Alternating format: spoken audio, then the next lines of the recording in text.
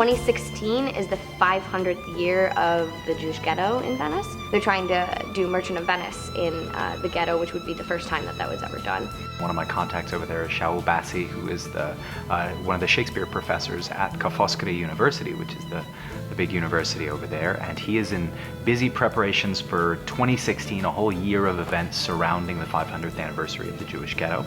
So he called me about a year ago and asked if I could put something together on a low budget with some of our students, and he asked specifically for an American take on Merchant that could be done in a non-traditional theater space, really simply, no staging, no lights, no anything. Coincidentally, I'm also a big Orson Welles enthusiast, and he's celebrating his 100th year anniversary in 2015, so I just randomly thought, I wonder if Orson Welles has ever played Shylock.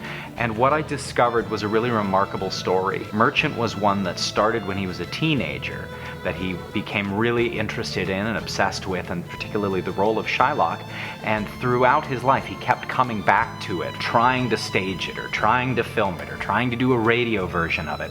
And he would get so close, and it would always be taken away from him. I think if you follow the trajectory of Welles' life and career, there is a lot of overlap with the character of Shylock. There's a really interesting relationship between the two, and that's what we've sought to explore with this play.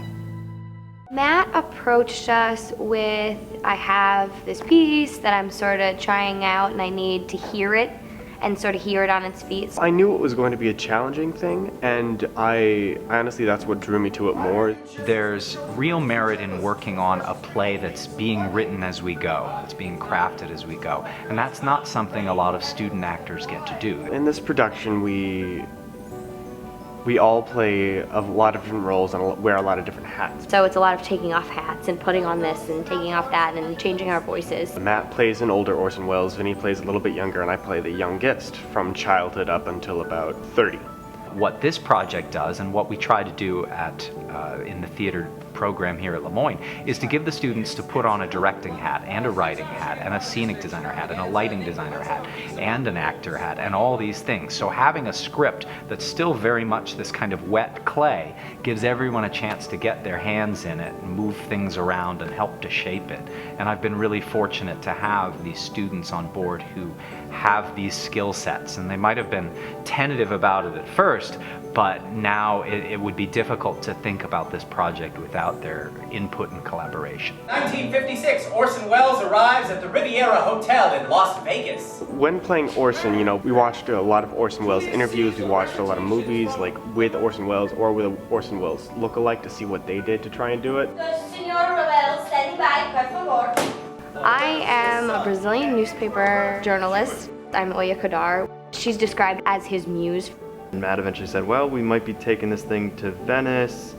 What do you think? But don't get excited yet, because it's still in the works. And so he mentioned that he had approached some of the people on campus to give us some funding and help us out to go to Italy. Between the GoFundMe and Matt's work and everyone writing and all their stuff, it just worked out that we were able to get full funding, myself included. What I've been amazed and so humbled to find is that every single person that I have asked for on campus have come through. They have delivered, and they've been able to bring a big piece of this to life.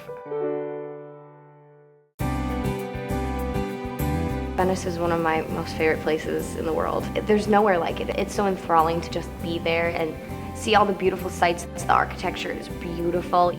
Being fascinated by it, but also kind of haunted by it, and really learning the culture of this really unique historical place. It's always really exciting to be there with students, let alone to take a show. So I've never been to Venice, so the city itself is very exciting. We've had 3 people that have been there. Matt's been there a ton of times and told us a bunch about it. I think it's a remarkable opportunity for Lemoyne to be represented at a conference like this. The other people on the roster who are showing up are from Harvard, Yale, they're from the Shakespeare Birthplace Trust, they're from the Royal Shakespeare Company, and Lemoyne. I think it's great. Lemoyne students are nimble. We're nimble students. We have an app for learning how to do things we have no idea how to do. This building has taught me a lot, not just about theater, but about how you present yourself in the world. The whole idea of, curious personalis, educating the whole person, makes us really open to learning anything, makes us really viable. One of the greatest schools, I think, that I could have gone to, which was a place that I could do theater regardless of whatever major I was.